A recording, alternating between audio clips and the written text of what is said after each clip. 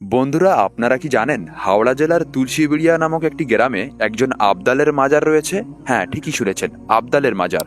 আবদাল হলেন তানারা যারা আল্লাহর ওলিয়া উলিয়ার মধ্যে তৃতীয় স্থানে মাকাম রাখেন। যেমন প্রথম স্থানে গজ রয়েছেন, দ্বিতীয় স্থানে কুতুব রয়েছেন, ঠিক তেমনই তৃতীয় স্থানে আল্লাহর ওলিদের মধ্যে এই আবদালগণ থাকেন। আর পৃথিবীতে আল্লাহ পাক টোটাল 40 জন করে আবদাল সৃষ্টি করেন। একজন আবদাল মারা গেলে আরও একজন আবদালকে সেই জায়গায় বসানো হয়, আর সেই 40 জন আবদাল একই সময়ে একই যুগে পৃথিবীর বিভিন্ন প্রান্তে তারা বসবাস করেন। আর সেই 40 জন আবদালের মধ্যে একজন আবদালের মাজার রয়েছে আমাদের হাওড়া জেলার এই তুলসীবিড়িয়া দরবার শরীফে। জানার পবিত্র মাজার শরীফ এই ভিডিওতে আপনাদেরকে জিয়ারত করাবো, এবং এই হাওড়া জেলার তুলসীবিড়িয়া দরবার শরীফের কি হিস্ট্রি রয়েছে, আপনারা কিভাবে আসবেন, পদ লোকেশন কি রয়েছে, তা সম্পূর্ণ এই ভিডিওতে আপনাদের সাথে শেয়ার করব। তাই ভিডিওটি স্কিপ না করে সম্পূর্ণ ভিডিওটি শেষ পর্যন্ত দেখবেন। আশা করি এই জিয়ারতের ভিডিওটি আপনাদের ভালো লাগবে।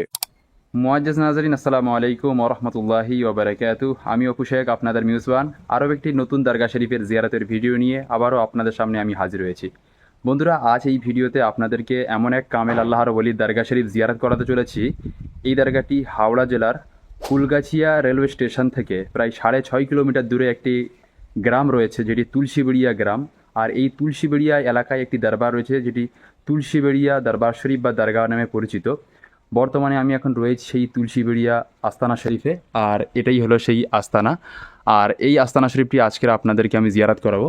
তো এই তুলসীবিড়িয়া আস্তানা শরীফে যে আল্লাহর ওলি শাহিদ আছেন, তিনি হজরত পীর শাহ সুফি আশিকে রসুল জনাব মাস্তান আব্দুল হামিদ খান রহমতুল্লাহ আলাইহি নামে পরিচিত।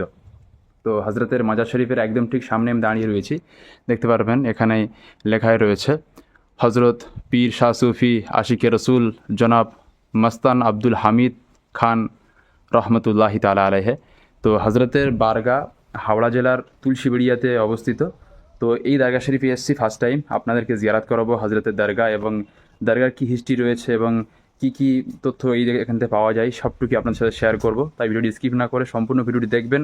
আশা করি এই তুলসীবিড়িয়া দরবার শরীফের হিস্ট্রিক্যাল ভিডিওটি আপনাদের ভালো লাগবে। তাহলে চলুন জিয়ারত করা যাক। তুলসীবিড়িয়া দরবার শরীফ, যা হাওড়া জেলার মধ্যে এবং উলুবেড়িয়া থানার অন্তর্গত তুলসীবিড়িয়া গ্রামে অবস্থিত। দরগা শরীফে শায়িত আছেন এমন একজন আল্লাহর ওলি, যিনি একজন আবদাল ছিলেন, যার পুরো নাম বা লাকাব বা উপাধি হল আলা হজরত পীর কেবলা আলেমে হাক্কানি পীর দস্তগীর রওশন জামির আশিকে রসুল শাহ সুফি মাস্তানেস সৈয়দ আব্দুল হামিদ খান রহমতুল্লাহি তাআলা আলাইহে। এবং হজরতের পবিত্র সমাধি বা মাজার ঘিরে তৈরি হয়েছে এক মনোরম সৌন্দর্য একটি দরগা শরীফ। যে দরগা শরীফ কমপ্লেক্সে রয়েছে হামিদিয়া জুম্মা মসজিদ, ওযুখানা, লঙ্গরখানা, হোজরা রুম এবং খানকা শরীফ। হজরত সৈয়দ আব্দুল হামিদ আলী খান রহমতুল্লাহি তাআলা আলাইহে তিনি জন্মগ্রহণ করেন আনুমানিক 1912 সালে ভারতের ওয়েস্ট বেঙ্গল রাজ্যের হাওড়া জেলার উদয় নারায়ণপুর থানার অন্তর্গত বিধিচন্দ্রপুর গ্রামে। এবং হজরতের পিতা ছিলেন হজরত সৈয়দ আব্দুল বারি খান রহমতুল্লাহি তাআলা আলাইহে, এবং হজরতের মাতা ছিলেন হামিদা বিবি, এবং হজরতের দাদু ছিলেন হজরত সৈয়দ গোলাম আলী খান রহমতুল্লাহি তাআলা আলাইহে, এবং হজরত ছিলেন বাড়ির ছোট শাহজাদা।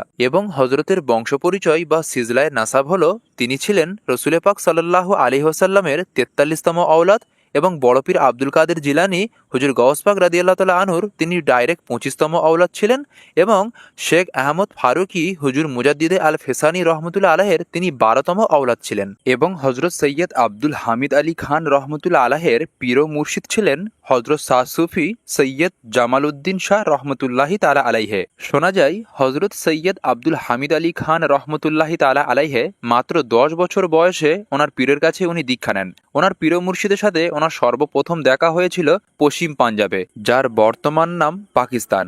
আর এই পাকিস্তান বা পশ্চিম পাঞ্জাবে হজরত সৈয়দ আব্দুল হামিদ আলী খান রহমতুল্লাহি তাআলা আলাইহে কয়েক বছর তিনি সেখানে অতিবাহিত করেন। তারপরে ওখান থেকে কলকাতার ব্রিটিশ সেনা ওনাকে বাড়ির কাজকর্মের জন্য যুক্ত করেন, এবং পশ্চিম পাঞ্জাব থেকে তেনাকে কলকাতায় নিয়ে চলে আসেন, যা আনুমানিক 1920 সালের কথা। তখন ভারত বা পাকিস্তান দুটোই ছিল ব্রিটিশদের অধীনে। এবং হজরত সৈয়দ আব্দুল হামিদ আলী খান রহমতুল্লাহি তাআলা আলাইহে ছিলেন 4টি সিলসিলার পীর, যেমন সিলসিলায় কাদরিয়া, চিস্তিয়া, নাকশবন্দিয়া ও মুজাদ্দিদিয়া তরিকার। এছাড়াও তিনি ছিলেন একজন আবদাল। আবদাল হলেন সেই সকল ওলি যারা আল্লাহর ওলি আউলিয়ার মধ্যে তৃতীয় স্থানে থাকেন। যেমন প্রথম স্থানে গওস রয়েছেন, দ্বিতীয় স্থানে কুতুব রয়েছেন, ঠিক তেমনই তৃতীয় স্থানে এই সকল আবদালগণ রয়েছেন। আর আল্লাহ পাক পৃথিবীতে টোটাল 40 জন করে আবদাল সৃষ্টি করেন। 40 জন আবদালের মধ্যে যদি একজন আবদাল মারাও যায় তো সেই আবদালের জায়গায় নতুন একটি আবদাল আসেন। আর এই 40 জন আবদাল এক জায়গায় থাকেন না, তারা পৃথিবীর বিভিন্ন প্রান্তে থাকেন।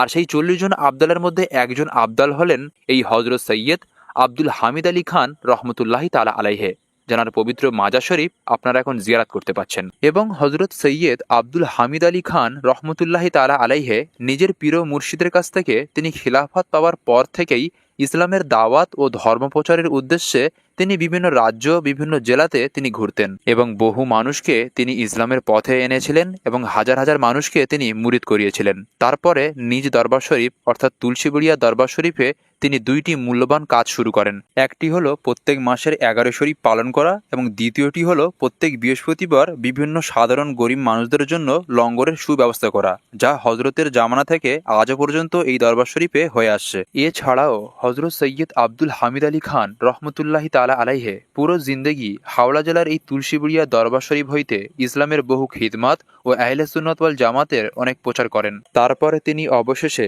93 বছর বয়সে বাংলা 1411 সালের 2 ফাল্গুন 4ই মহরম 14ই ফেব্রুয়ারি 2005 সালের সোমবার বিকেল 4:52 হাওড়া জেলার উলুবেড়িয়া থানার অন্তর্গত তুলসীবেড়িয়া গ্রামে তিনি দেহ ত্যাগ করেন, অর্থাৎ তিনি ইন্তেকাল করেন। ইন্তেকালের পরে হজরত পৃথিবীতে 6 পুত্র এবং 1 মেয়েকে রেখে যান।